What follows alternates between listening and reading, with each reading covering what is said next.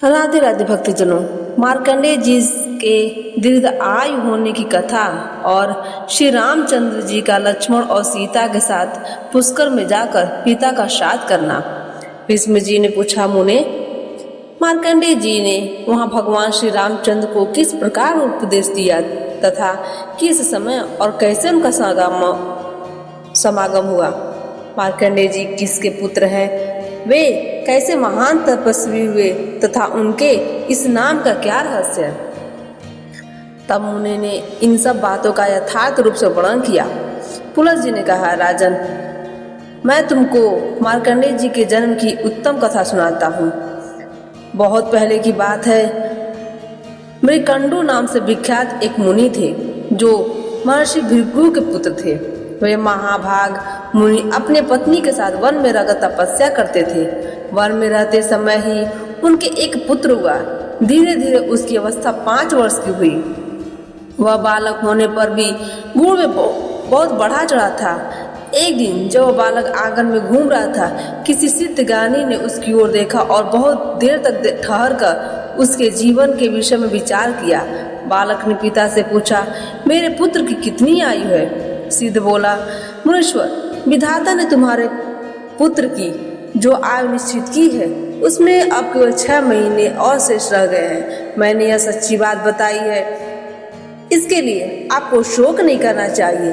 भीष्म जी उस सिद्ध ज्ञानी की बात सुनकर बालक के पिता ने उसका उपनयन संस्कार कर दिया और कहा, बेटा, तुम जिस किसी मुनि को देखा प्रणाम करो। पिता को ऐसा करने पर वह बालक अत्यंत हर्ष में भरकर सबको प्रणाम करने लगा।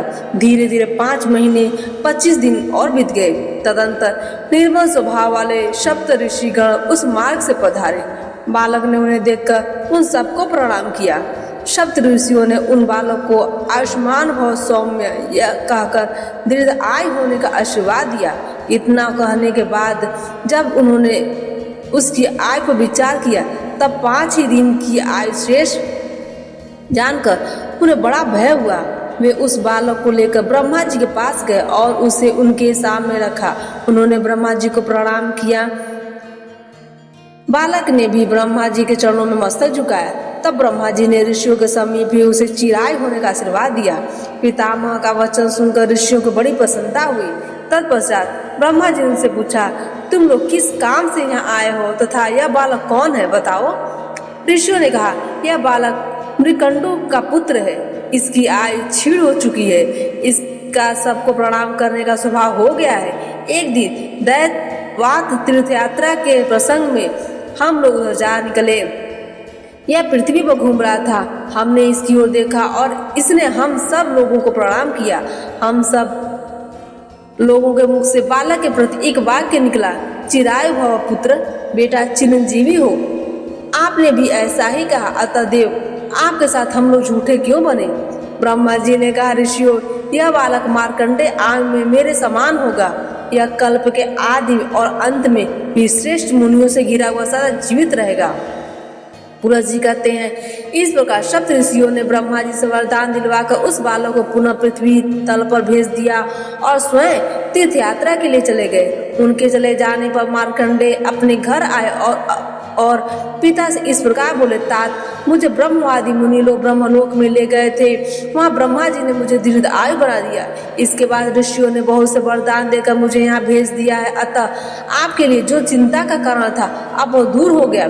मैं लोककर्ता ब्रह्मा जी के कृपा से कल्प के आदि और अंत में तथा आगे आने वाले कल्प में भी जीवित रहूंगा। इस पृथ्वी पर पुष्कर तीर्थ ब्रह्मलोक के समान है, अतः अब मैं वहीं जाऊंगा। मार्कंडेय जी के वचन सुनकर मुनि श्रेष्ठ मृकंडू को बड़ा हर्ष हुआ। वे एक क्षण तक चुपचाप आनंद की सांस लेते रहे। इसके बाद मन के द्वारा धैर्य धारण कर इस प्रकार बोले, बेटा, आज मेरा जन्म सफल हो गया तथा आज ही मेरा जीवन धन्य हुआ है, क्योंकि तुम्हें संपूर्ण जगत की सृष्टि करने वाले भगवान ब्रह्मा जी का दर्शन हुआ है। तुम जैसे वंशधर पुत्र को पाकर वास्तव में मैं पुत्रवान हुआ हूँ। वत्स, जाओ पुष्कर में विराजमान देवेश्वर ब्रह्मा जी का दर्शन करो। उन जगदीश्वर का दर्शन कर लेने पर मनुष्यों को बुढ़ापा और मृत्यु का द्वार नहीं देखना पड़ता। उन्हें सभी प्रकार के सुख प्राप्त होते हैं तथा उनका तप और ऐश्वर्य भी अच्छे हो जाते हैं। जिस कार्य को मैं भी न कर सका, मेरे किसी कर्म से जिसकी सिद्धि न हो सकी, उसे तुमने बिना यत्न के ही सिद्ध कर दिया। सबके प्राण लेने वाले मृत्यु को भी जीत लिया, अतः दूसरा कोई मनुष्य इस पृथ्वी पर तुम्हारी समानता नहीं कर सकता। 5 वर्ष की अवस्था में ही तुमने मुझे पूर्ण संतुष्ट कर दिया, अतः मेरे वरदान के प्रभाव से तुम चिरंजीवी महात्माओं के दर्शन आदर्श माने जाओगे, इसमें तनिक भी संदेह नहीं है। मेरा तो ऐसा आशीर्वाद है कि तुम्हारे लिए और सब लोग भी यही कहते हैं कि तुम अपनी इच्छा के अनुसार उत्तम लोकों में जाओगे। पुलस जी कहते, इस प्रकार ऋषियों और गुरुजनों का अनुग्रह प्राप्त करके मृकंडू नंदन मार्कंडेय जी ने पुष्कर तीर्थ में जाकर एक आश्रम स्थापित किया, जो मार्कंडेय आश्रम के नाम से प्रसिद्ध है। वहाँ स्नान करके पवित्र और जो मनुष्य वाजपेयी यज्ञ का फल प्राप्त करता है, उसका अंतःकरण सब पापों से मुक्त हो जाता है तथा उसे दीर्घायु प्राप्त होती है। अब मैं दूसरे प्राचीन इतिहास का वर्णन करता हूँ। श्री रामचंद्र जी ने जिस प्रकार पुष्कर तीर्थ का निर्माण किया, वह प्रसंग आरंभ करता हूँ। पूर्व काल में श्री रामचंद्र जी जब सीता और लक्ष्मण के साथ चित्रकूट से चलकर महर्षि अत्रि के आश्रम पहुंचे, तब वहां उन्होंने मुनि श्रेष्ठ अत्रि से पूछा, महामुनि, इस पृथ्वी पर कौन कौन से पुण्यमय तीर्थ अथवा कौन सा ऐसा क्षेत्र है जहाँ जाकर मनुष्य को अपने बंधुओं के वियोग का दुख नहीं उठाना पड़ता? भगवान, यदि ऐसा कोई स्थान हो तो वो मुझे बताइए। अत्रि बोले, रघुवंश का विस्तार करने वाले वत्स ही, हे श्री राम, तुमने बड़ा उत्तम प्रश्न किया है। मेरे पिता ब्रह्मा जी के द्वारा निर्मित एक उत्तम तीर्थ है जो पुष्कर नाम से विख्यात है। वहाँ 2 प्रसिद्ध पर्वत है जिन्हें मर्यादा पर्वत और यज्ञ पर्वत कहते हैं। उन दोनों के बीच में 3 कुंड है जिनके नाम क्रमशः ज्येष्ठ पुष्कर, मध्य पुष्कर और कनिष्ठ पुष्कर है। वहां जाकर अपने पिता दशरथ को तुम पिंडदान से तृप्त करो। वह तीर्थों में श्रेष्ठ तीर्थ और क्षेत्रों में उत्तम क्षेत्र है। हे रघुनंदन, वहाँ अभियोगा नाम की एक चौकोर बावली है तथा एक दूसरा जल से युक्त कुआं है जिसे सौभाग्य कूप कहते हैं। वहाँ पर पिंडदान करने से पितरों को मुक्ति हो जाती है। वह तीर्थ प्रलय पर्यंत रहता है, ऐसा पितामह का कथन है। पुलस जी कहते हैं, बहुत अच्छा कहकर श्री रामचंद्र जी ने पुष्कर जाने का विचार किया। वे ऋक्षवान पर्वत, विदिशा नगरी तथा चर्मवंती नदी को पार करके यज्ञ पर्वत के पास जा पहुंचे। फिर बड़े वेग से उस पर्वत को भी पार करके वे मध्य पुष्कर में गए। वहां स्नान करके उन्होंने मध्य पुष्कर के ही जल से समस्त देवताओं और पितरों को तर्पण किया। उसी समय मुनि श्रेष्ठ मार्कंडेय जी अपने शिष्यों के साथ वहां आए। श्री रामचंद्र ने जब उन्हें देखा तो सामने आकर प्रणाम किया और बड़े आदर के साथ कहा, है मुनि, मैं राजा दशरथ का पुत्र, मुझे लोग राम कहते हैं। मैं महर्षि अत्रि की आज्ञा से अभियोगा नाम की बावली का दर्शन करने के लिए यहाँ आया हूँ। हे विप्रवर, बताइए वह स्थान कहाँ है? मार्कंडेय जी ने कहा, रघुनंदन, इसके लिए मैं आपको साधुवाद देता हूँ। आपका कल्याण हो। आपने यह बड़े पुण्य का कार्य किया है। तीर्थ यात्रा के प्रसंग में यहाँ तक चले आए। यहाँ से अब आप आगे चलिए और अभियोगा नाम की बावली का दर्शन कीजिए। वहाँ सबका अब सभी आत्मजनियों का संयोग होता है। ये लोग या परलोक स्थित जीवित या मृत सभी प्रकार के बंधुओं से भेंट होती है। मुनीश्वर मार्कंडेय जी के वचन सुनकर श्री रामचंद्र जी ने महाराज दशरथ, भरत, शत्रुघ्न माताओं तथा अन्य पूर्ववासियों का स्मरण किया। इस प्रकार सबका चिंतन करते करते उन्हें संध्या हो गई। तब श्री रघुनाथ जी ने मुनियों के साथ सायंकाल का संध्योपासन किया। तत्पश्चात रात्रि में भाई और पत्नी के साथ वहीं शयन किया। जब रात्रि का अंतिम पहर व्यतीत होने लगा, तब श्री रघुनाथ जी स्वप्न में देखा कि पिताजी तथा अन्य संबंधियों के साथ अयोध्या में विराजमान हैं। वैवाहिक मंगल कार्य समाप्त करके वे बहुत ही बंधु बांधवों के साथ ऋषियों से घिरे बैठे हैं। साथ में पत्नी सीता भी मौजूद है। लक्ष्मण और सीता ने भी इसी रूप में रघुनाथ जी को देखा। सवेरा होने पर उन्होंने मुनियों से सारी बातें निवेदन की, जिन्हें सुनकर ऋषियों ने कहा, रघुनंदन, यह स्वप्न सत्य, परंतु मृत पुरुष का जब स्वप्न में दर्शन हो तो उसके लिए श्राद्ध करना आवश्यक माना गया है। सनातन के अभ्युदय की कामना रखने वाले तथा अन्य चाहने वाले पितर ही भक्त सनातन को स्वप्न में देते हैं। को पिता से वियोग था ही, माता और भरत के साथ भी 14 वर्षों तक वियोग रहेगा। वीर, अब आप राजा दशरथ का श्राद्ध कीजिए। ये सभी ऋषि महर्षि आपके भक्त हैं और आपके शुभ कार्यों में सहयोग देने के लिए प्रस्तुत है। मैं यानी कि मार्कंडेय, जमदग्नि, भारद्वाज, लोमस, देवरात और शमीक, ये 6 श्रेष्ठ द्विज श्राद्ध में उपस्थित रहेंगे। हे महाभाव, आप केवल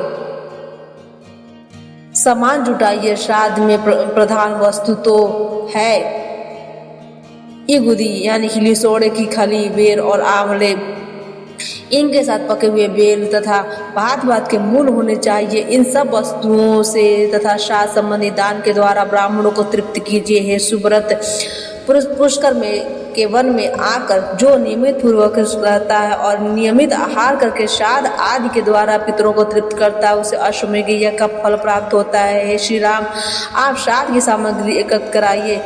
हम लोग स्नान करने के लिए ज्येष्ठ पुष्कर जा रहे हैं। श्री रघुनाथ जी ऐसा कहकर वे सभी ऋषि चले गए। तब श्री रामचंद्र जी ने लक्ष्मण से कहा, हे सुमित्रा नंदन, अच्छे अच्छे संतरे, कटहल, पारद, मीठे बेल, शालूक, कसेरू, पीली काबरा, अच्छे अच्छे कैर, शक्कर जैसे सिंगाड़े, पके कैथ तथा और भी जो सामयिक फल हो उन्हें श्राद्ध के लिए शीघ्र ही ले आओ। श्री रामचंद्र जी की आज्ञा पाकर लक्ष्मण ने सारा सामान एकत्रित कर दिया। जानकी जी ने भोजन बनाया और तैयार हो जाने पर श्री रामचंद्र जी को सूचित कर दिया। श्री राम भी योगा नाम की बावली में स्नान करके मुनियों के आगमन की प्रतीक्षा करने लगे। दोपहरी के बाद जब सूर्य ढलने लगे और कुपत नाम की बेला उपस्थित हुई, उस समय श्री रामचंद्र जी के द्वारा नियमित संपूर्ण ऋषि वहां आ पहुंचे। मुनियों को आया देख विदेह कुमारी सीता वहां से दूर हट गई और झाड़ियों की आड़ में छिपकर बैठ गई। श्री रामचंद्र जी ने स्मृतियों में बताई हुई विधि के अनुसार ब्राह्मणों को भोजन कराया तथा मनुष्यों के श्राद्ध के लिए जो वैदिक क्रिया बतलाई गई है वह सब संपन्न की। फिर वैश्य देव करके पुराणोक्त विधि का भी पालन किया। ब्राह्मणों के भोजन कर चुकने पर क्रमशः पिंड देने के पश्चात ब्राह्मणों को विदा किया। उनके चले जाने पर श्री रामचंद्र जी ने अपनी प्रिया सीता से कहा, प्रिय, यहाँ आए हुए मुनियों को देखकर तुम चुप क्यों गई?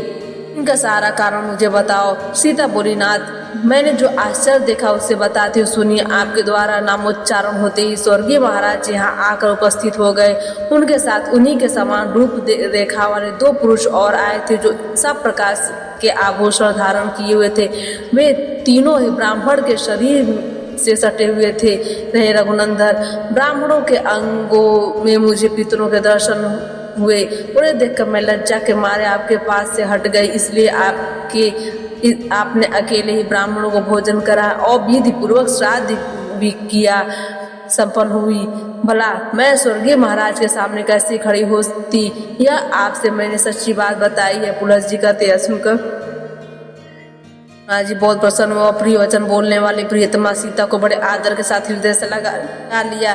तत्पश्चात श्री राम और लक्ष्मण दोनों वीरों ने भोजन किया। उनके बाद जानकी जी ने स्वयं भी भोजन किया। इस प्रकार दोनों भाई श्री राम और लक्ष्मण तथा सीता ने वही रात बिताई।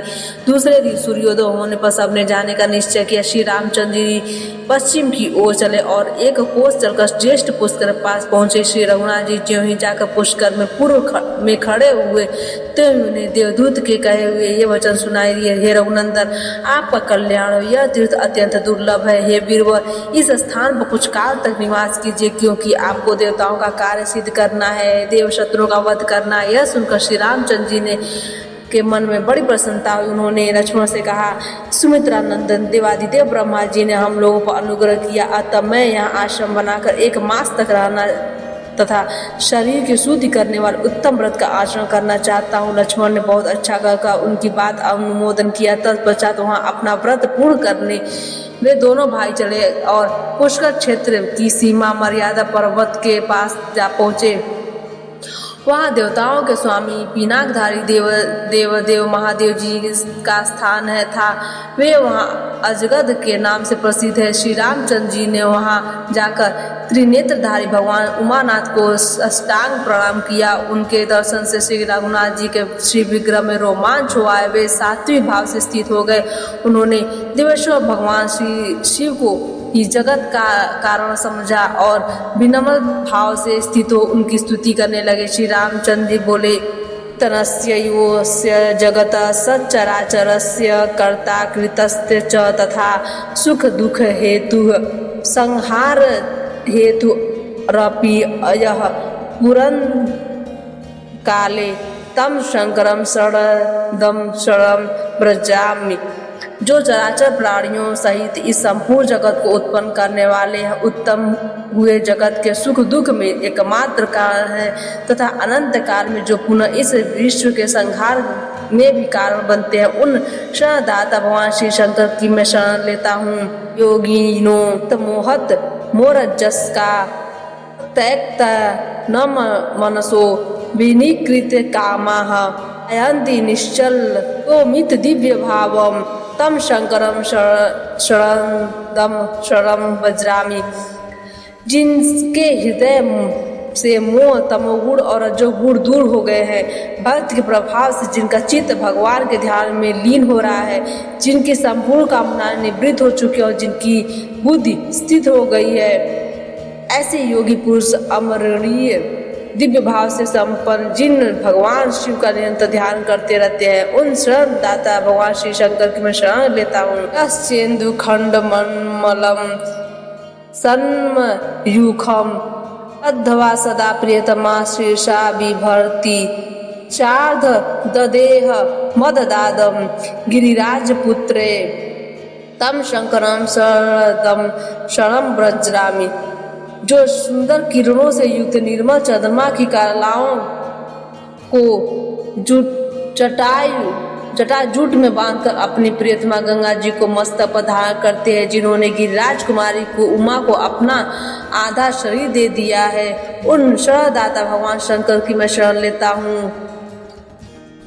यम सक्रीद विमल चारु विलोल तोयाम गंगाम महोर्मि विश्वमाम गगन्नाथ पनंत तीम धना ददेद मूर्ध ददेद स्त्रव जमीव प्रतीत लोल पुष्पाम तम शंकरम शरणदम शरणं व्रजामि। आकाश से गिरती हुई गंगा जी को स्वच्छ सुंदर एवं चंचल जलराशि से युक्त तथा ऊंची ऊंची लहरों से उल्लासित होने के कारण भयंकर जान पड़ती थी, जिन्होंने हिलते हुए फूलों से सुशोभित माला की भांति सहसा अपने मस्तक पर धारण कर लिया, उन शरणदाता भगवान श्री शंकर की मैं शरण लेता हूँ। कैलाश शिखरम प्रतिकंपयमानम कैलाश श्रृंग सदृशेन दशाननेन यह पाद पद्म परिवाद नमाधधान स्तम शंकरम शरणदम शरणं व्रजामि। कैलाश पर्वत के शिखर के समान ऊंचे शरीर वाले दशमुख रावण के द्वारा हिलाई जाती हुई कैलाश गिरी को चोटी को जिन्होंने अपने चरण कमलों के ताल देकर स्थित कर दिया, उन शरणदाता भगवान श्री शंकर की मैं शरण लेता हूँ। आसकृत दीति सुता समरे निरस्ता विद्याधरो र गगनाश्वर समग्रहा संयोजिता मुनिवरा फल मूल भक्षा स्तम शंकरम शरणदम शरणं व्रजामि। जिन्होंने अनेकों बार दैत्यों को युद्धों में परास्त किया है और विद्याधर नागगढ़ तथा फल मूल का आहार करने वाले संपूर्ण मुनियों वरों को उत्तम वर दिए हैं, उन शरणदाता भगवान श्री शंकर की मैं शरण लेता हूँ। धाध्वरम नयने च तथा भगस्य पुष्णस्था दर्शन पंकित यच्च ततम्ब यह कुलिश युक्त महेंद्र हस्तम तम शंकरम शरणदम शरणं व्रजामि। जिन्होंने दक्ष का यज्ञ भस्म करके भग देवता की आंखें फोड़ डाली और कुशा के सारे दांत गिरा दिए तथा वज्र सहित देवराज इंद्र के हाथ को भी स्तंभित कर दिया, जड़वत निश्चेत बना दिया, उन शरणदाता भगवान श्री शंकर की मैं शरण लेता हूँ। स्कृतोपि विषयवस्वपि सक्त भावा ज्ञान नवय श्रुत गुणैरपि नैव युक्ता यम संश्रिता पूषा भवंती तम शंकरम शरदम शरणम भजामि। जो पाप कर्म में निरत और विशासक्त है, जिनसे उत्तम ज्ञान, उत्तम शास्त्र ज्ञान और उत्तम गुणों का भी अभाव है, ऐसे पुरुष भी जिनकी शरण में जाने से सुखी हो जाते, उन शरणदाता भगवान श्री शंकर की मैं शरण लेता हूँ। प्रसूति विकोटि समान तेजा शस्त्रासनम दानव सत्मानाम यह कालकूट मपीवत समुद्र वर्णवेग तम शंकरम शरणम भजामि। जो तेज के करोड़ों चंद्रमा और सूर्य के समान है, जिन्होंने बड़े बड़े देवताओं तथा दानों को भी दिल दहला देने वाले कालकूट नामक भयंकर विष का पान कर लिया है, उन प्रचंड वेगशाली शरणदाता भगवान श्री शंकर की मैं शरण लेता हूँ। होन्द्र रुद्र मरुताम च शश्वमुखानाम योगदादाम वरांश च बहुशो भगवान महेश नंदिम च मृत्युवर वदनात् जहार तम शंकरम शरणम दशरथम भजामि। भगवान महेश्वर ने कार्तिकेय के सहित ब्रह्मा, इंद्र, रुद्र तथा मरुदगणों को अनेकों बार वर दिए तथा नंदी का मृत्यु के मुख से उद्धार किया है। उन शरणदाता भगवान श्री शंकर की मैं शरण लेता हूँ। आधित सुत पसा हिम वन्य कुंजने धूम्र व्रतेन मनसापि परैरगम्य संजीवनी समददाद भृगवे महात्मा तम शंकरम शरणम भजामि। दूसरों के लिए मन से भी अगम्य है। महर्षि भृगु ने हिमालय पर्वत के निकुंज में होम धुआं पीकर कठोर तपस्या के द्वारा जिनकी आराधना की थी तथा जिन महात्मा ने भृगु को उनकी तपस्या से प्रसन्न होकर संजीवनी विद्या प्रदान की, उन शरणदाता भगवान श्री शंकर की मैं शरण लेता हूँ। अनाविधैर्घ जबिड़ाल समान वक्रैत छाध्वर प्रमथ बलि दीर्घ रोग है भयश्चरते पर गणेश सलोक पाले स्तम शंकरम शरणम भजामि। बिली आदि मुखाकृति वाले तथा दक्ष का विनाश करने वाले नाना प्रकार के महाबली गणों द्वारा जिनकी निरंतर पूजा होती रहती है एवं लोकपालों सहित देवगण भी जिनकी आराधना किया करते हैं, उन शरणदाता भगवान श्री शंकर की मैं शरण लेता हूँ। क्रीणार्थमेव भगवान भुवानानि सप्त आनंदी विग्रह पाद मंडितानि प्रहामकानि वैसृजत ताहितानि तम शंकरम शरणम भजामि। जिस भगवान ने अपने क्रीड़ा के लिए अनेकों नदियों, पक्षियों, वृक्षों से सुशोभित एवं ब्रह्मा जी ने से अधिष्ठित सातों भुवन की रचना की तथा जिन्होंने संपूर्ण लोगों को अपने पुण्य पर ही प्रतिष्ठित किया है, उन शरणदाता भगवान श्री शंकर को मैं शरण लेता हूँ। याखिलम जगत दीरदम स्वर्ति नित्यम स्टाभिरे तनुभि भूर्व भवानानि भुक्तेने यह कारणम तामपि कारणानाम तम शंकरम शरणम भजामि। यह संपूर्ण विश्वदा ही जिनकी आज्ञा के अधीन है, जो जल, अग्नि, यमराज, सूर्य, चंद्रमा, आकाश, वायु और प्रकृति इन 8 विग्रहों से समस्त लोकों का उपयोग करते तथा जो बड़े से बड़े कारण तत्वों के भी महाकारण है, जो शरणदाता भगवान श्री शंकर की मैं शरण लेता हूँ। खेंदु कुंद ध्वलम वृषभ प्रवीर खेंदु कुंद ध्वलम वृषभ प्रवीर मारु यह शीत धरेन्द्र सुतानु यातः अंबरे हिम विभूति विभूषितांग स्तम शंकरम शरणम भजामि। जो अपने शिव विग्रह को हिम और भस्म से ही भूषित करके शंख, चंद्रमा और कुंद के समान श्वेत वर्ण वाले वृषभ क्षेत्र नंदी पर सवार होकर गिरिराज किशोरी उमा के साथ आकाश में विचरते हैं, उन दाता भगवान श्री शंकर में शरण लेता हूँ। शांत मुनिम यम नियोग परायणम तय फिर मैर्य मर्ष्य पुरुषे प्रीतनीय मानवम भक्त्यात्म नतम स्तुति परम प्रसंभ रक्षम तम शंकरम शरणम वज्रामि। यमराज की आज्ञा के पालन में लगे रहने पर भी जिन्हें वे भयंकर यमदूत पकड़ कर लिए जा रहे थे तथा जो भक्त से नम्र होकर स्तुति कर रहे थे, उन शांत मुनि की जिन्होंने बलपूर्वक यमदूतों से रक्षा की, उन शरणदाता भगवान श्री शंकर की शरण लेता हूँ। स्वम पाणि कमलाग्रनखेन देव स्ततत पंचम प्रसभवेव